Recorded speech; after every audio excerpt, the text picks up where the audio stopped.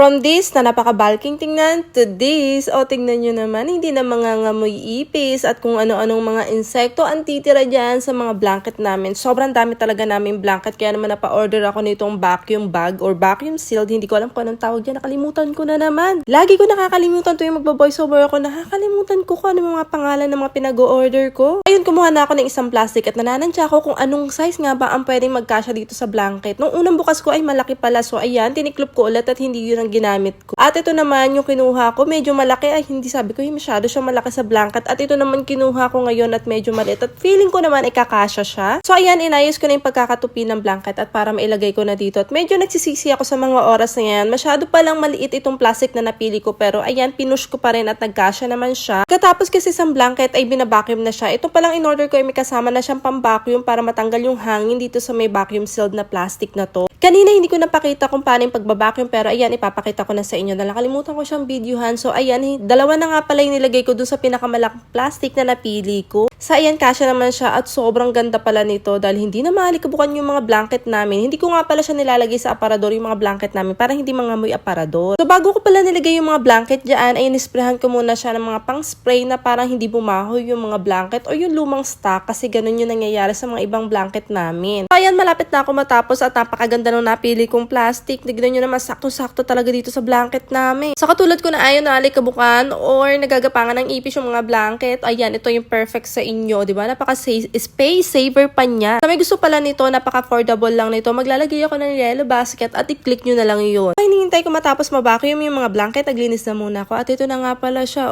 di ba? Napaka-bongga, napaka-space saver ng mga